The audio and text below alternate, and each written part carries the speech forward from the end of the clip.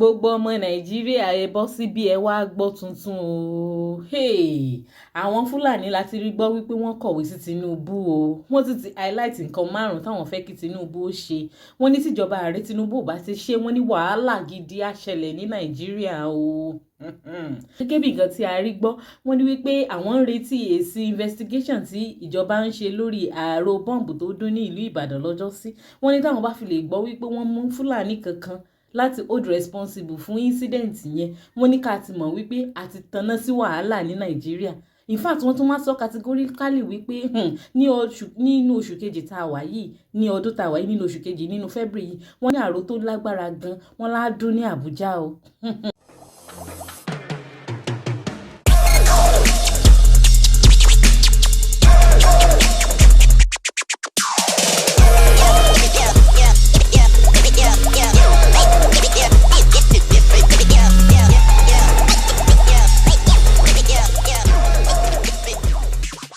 Gbogbo ẹ̀yin tẹ́ ṣe ń darapọ̀ mọ́ wa fún ìgbà àkọ́kọ́, ìkànnì Digi Naija lẹ́wà. Ẹ jọ̀ọ́ ẹ má gbàgbé láti tẹ subscribe button yín, ẹ like fídíò yìí, ẹ drop opinion yín sí comment, kẹ́dẹ̀ máa share ẹ̀ káàkiri. Ọmọ nàìjíríà ẹ má máa jẹ́ àfọwọ́lẹ́rán ká máa wòran. Àwọn fúlàní yìí máa sọ gbogbo ìlú táwọn á àtàkì. Wọ́n ní láti east dórí north dórí south dórí gbogbo south west. Wọ́n ní ká má sàsùn para o.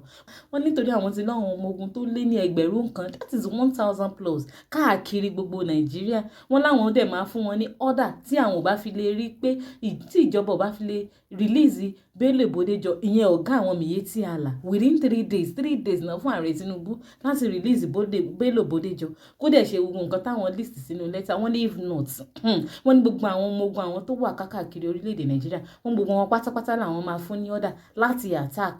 Ẹ̀yin èèyàn bó là ń lọ, ẹ̀wọ̀ ẹ̀tẹ̀jà kọ́kọ́ gbọ́ọ̀rọ̀ lẹ́nu Aláròyé náà. Àwọn Fúlàní ti kọ lẹ́tà sí Tinubu o, wọ́n láwọn fẹ́ fa wàhálà gidi. Bí àwọn kan ti ń sọ pé ìhàlẹ̀ lásán ni lẹ́tà náà, bẹ́ẹ̀ làwọn kan ń pé nǹkan aburú ni. Àwọn míì tiẹ̀ sọ pé lẹ́tà náà jẹ́ ìhàlẹ̀ tàbí kò jẹ́ ìhàlẹ̀, ààrẹ Bọ́lá Ahmed Tinubu kò gbọdọ̀ fọwọ́ yẹpẹrẹ mú un. Bẹ́ẹ̀ ni àwọn agbófinró gbọdọ̀ dúró déédéé nítorí ogun àwítẹ́lẹ̀ kan kò gbọdọ̀ parọ́. Àwọn Fúlàní kan ni wọ́n ní àwọn kọ̀wé sí Tinubu àti gbogbo ọmọ Nàìjíríà. Àwọn fẹ́ kí wọ́n mọ̀ pé inú ewu ni gbogbo wọn wà, nítorí ohun tí àwọn Fúlàní yóò bá wọn fà kò ní dẹrùn rárá ni. Kókó márùn-ún làwọn Fúlàní náà gbé kalẹ̀ nínú ìwé wọn. Wọ́n sì ní àwọn kókó márààrún yìí ṣe pàtàkì. Bí ìjọba Nàìjíríà bá sì ní wọn kò ṣe pàtàkì, ohun tí ojú wọn bá rí nídìí ẹ̀ kí wọ́n tètè faramọ́ ni. Ohun tí wọ́n sì fi bẹ̀rẹ̀ ọ̀rọ̀ wọn ní ti ọkùnrin kan tí wọ́n pè ní Bello Bodejo, olórí ẹgbẹ́ àwọn Miyetti Allah. Wọ́n ní kíjọba tètè ṣí sílẹ̀ níbi tó bá wà kíákíá, bí bẹ́ẹ̀ kọ́ àwọn yóò jẹ́wọ́ bí àwọn ti ṣe jẹ́ fún gbogbo Nàìjíríà pátápátá.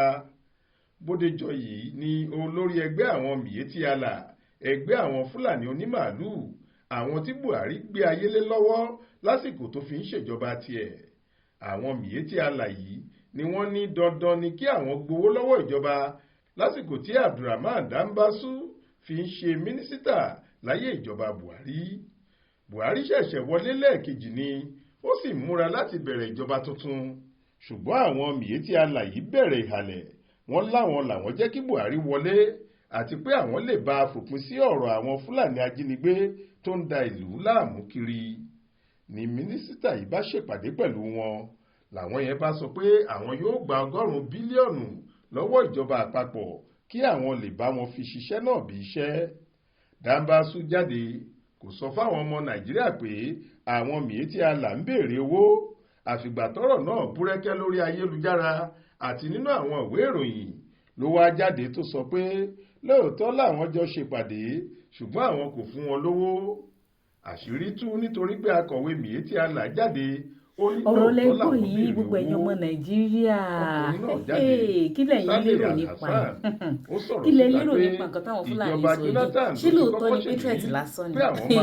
Àbí kí lẹ̀yin rò? Ẹ̀wọ̀ ẹ máa drop gbogbo opinion yín sí comment, ẹ máa share fídíò yìí káàkiri, ẹ dẹ̀ like ẹ jọ̀ọ́. Ìyẹn náà làwọn sì ṣe ń retí pé Buhari yóò san owó náà fáwọn.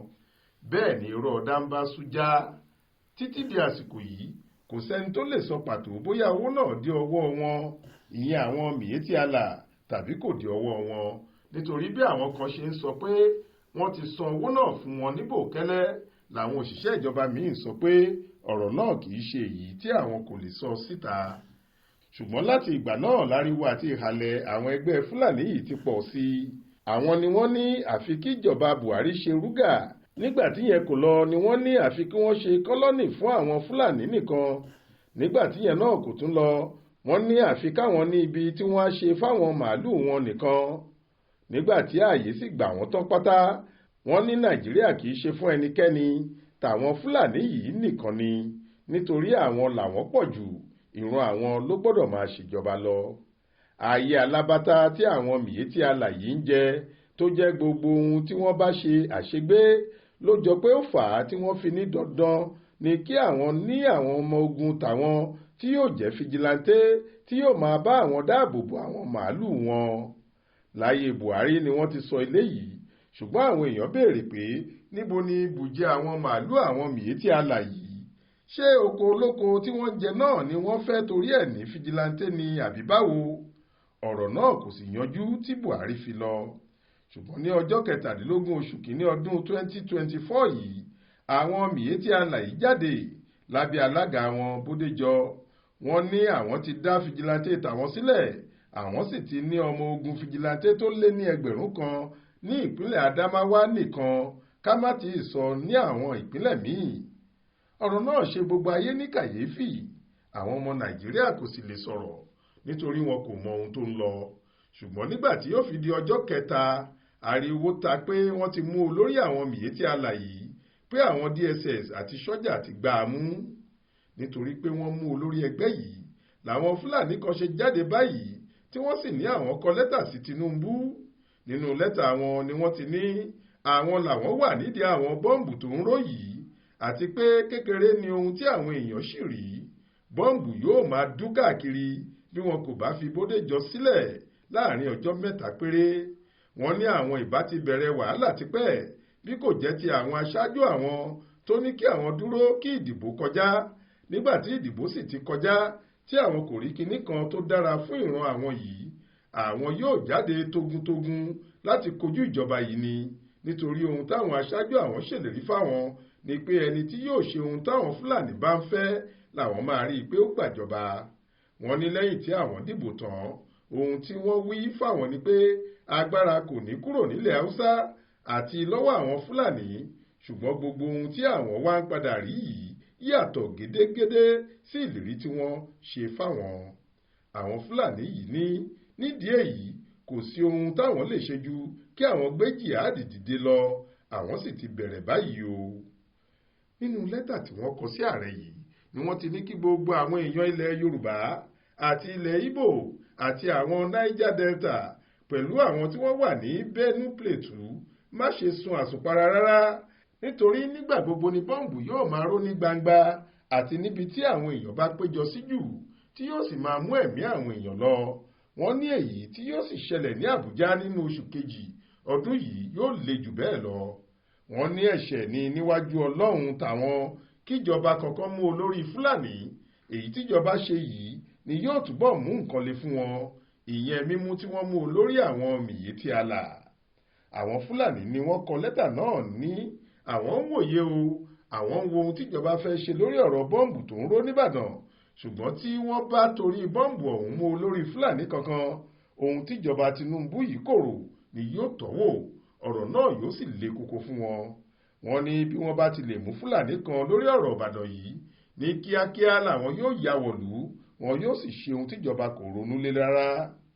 Wọ́n ní àwọn ń pe àwọn Fúlàní tí wọ́n jẹ́ ọmọ ìyá àwọn tí àwọn ti fi sáàrin àwọn Yorùbá àti ní ìpínlẹ̀ gbogbo ní Nàìjíríà pé kí wọ́n múra jihadi sílẹ̀, nítorí àsìkò náà ti tó tí àwọn fẹ́ jẹ́wọ́ bí àwọn ṣe jẹ́. Wọ́n ní kí àwọn Fúlàní yìí gbé ogun jihadi àwọn yìí nìṣó ní Plateau, Enugu, Èkó, Ìbàdàn, Port Harcourt, Makurdi títí tí wọn yóò fi gbé ìjọba àwọn kèfèrí yìí ṣubú. Ọ̀rọ̀ lẹ máa gbọ́ yìí, gbogbo ẹ̀yin ọmọ Nàìjíríà ẹ máa jẹ́ àdìdé, má máa jẹ́ aṣọ àsùnpara. wọ́n ló ń bọ̀ àwọn náà ń dẹ́ẹ̀dẹ́ o ẹjẹ́ àwa bá ṣe máa ṣe ọ̀rọ̀ ètò ààbò lórílẹ̀‐èdè yìí o nígbà èèyàn ọmọ Yorùbá tí ẹ̀ bá gbàgbé nǹkan tó lóye Sunday Igboho ń pariwo lélẹ́yìí o ọ̀rọ̀ máa ń délẹ̀ bọ̀ báyìí ọ̀rọ̀ máa ń bẹ́yìn yìí o.